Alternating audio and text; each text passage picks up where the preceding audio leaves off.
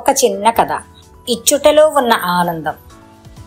ఒక సాధువు తన 3 శిష్యులతో కలిసి, వాళ్ళు చాలా చిన్నపిల్లలు అన్నమాట,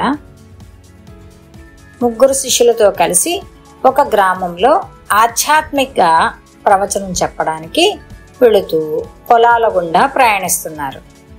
దారి పక్కగా ఒక రైతు తన పాదరక్షలు అంటే జోళ్ళు విడిచి పొలంలో పని చేసుకుంటూ వారికి కనిపించాడు.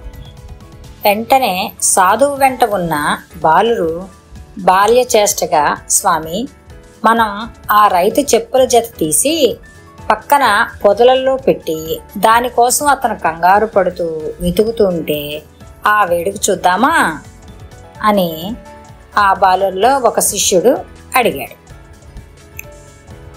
కొద్దిసేపు అయిన తర్వాత మనమే ఆ చెప్పుల్ని అతనికి ఇచ్చేద్దాం, మనకు అతడు కృతజ్ఞతలు చెబుతాడు అంటూ తమ గురువుగారి అంగీకారం కోసం అడిగాడు. అది విన్న వెంటనే సాధువు చెవులు మూసుకొని మనసులో, వీరికి ఈ విపరీత బుద్ధి కలగడానికి కారణం ఏమై ఉంటుంది? దీన్ని వీరి మనసులలో నుండి మొగ్గలోనే తుంచివేయాలని భావించి, బాలకులారా, మీరు అనుకున్న ఆట నాకు బాగా నచ్చింది. అయితే చిన్న మార్పు చేద్దాం. మీరు అనుకున్నట్లు ఆ పాదరక్షలు పొదలలో దాచే బదులు మన వద్దనున్న ధనాన్ని రహస్యంగా ఆ పాదరక్షలలో దూర్చి ఉంచుదాం. చూద్దాం ఆ రైతు ఏమి చేస్తాడో. సరేనా? నాకైతే ఈ ఆట భలే నచ్చింది అని వారిని తన ప్రయత్నానికి ఇష్టపూర్వకంగా సుముఖులను భావించి వారి వద్ద ఉన్న మొత్తాన్ని తన వద్ద ఉన్నది కూడా కలిపి ఆ రైతు 2 పాదరక్షలలో ఉంచమని బాలురకు చెప్పాడు. బాలురు కూడా ఉత్సాహంగా గురువుగారు చెప్పిన పని చేసి పక్కనే ఉన్న పొదలలో రైతు రాక కోసం చూస్తూ నిలబడ్డారు. కొద్దిసేపటికి రైతు పొలంలో నుంచి బయటకు వచ్చి తన కుడి పాదరక్షలలో యథాలాపంగా కాలు దూర్చుతుంటే వెళ్ళడం లేదు. ఏమైందో అని చూడగా దానిలో కొంత ధనం కనిపించింది.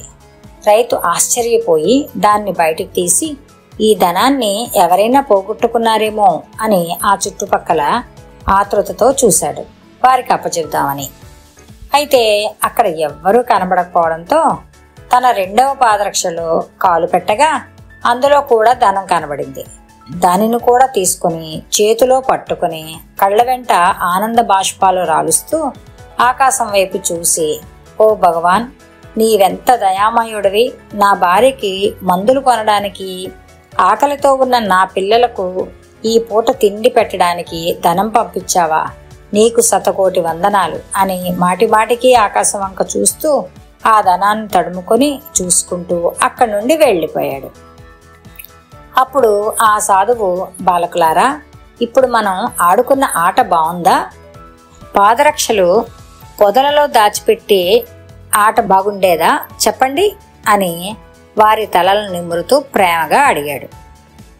వారు 3 ముక్తకంఠంతో, స్వామి, ఆ రైతు కళ్ళల్లో చూసిన ఆనందమే మాకు బాగుంది. చెప్పులు కనబడకపోతే పడే బాధ కంటే ధనం దొరికిన సంతోషమే గొప్పగా ఉంది. ఆ రైతు కళ్ళల్లో ఆనందం చూసి మాకు కూడా కళ్ళలో నీళ్లు తిరిగాయి. ఏ వస్తువైనా ఒకరికి ఇవ్వడంలో ఉండే ఆనందం ఇంత చిన్న వయసులోనే మాకు నేర్పించినందుకు మీకు మా పాదాభివందనం అని 3 శిష్యులు సాధువు కాళ్లకు నమస్కరించారు. వారి మనసులో బలమైన మంచి విత్తనం నాటగలిగినందుకు గురువుగారు కూడా ఎంతో తృప్తి చెందారు. భగవంతుడు ఇదంతా గమనించాడా అన్నట్లు వారు వెళ్లిన ఊరిలోకి గురువుగారికి శిష్యులకు ఘనమైన స్వాగతం లభించి ప్రవచనానంతరం సాదర సత్కారాలతో ఎంతో ధనంతో ఆ గ్రామస్తులు గురు శిష్యులను ఆదరించారు. కథ సమాప్తం.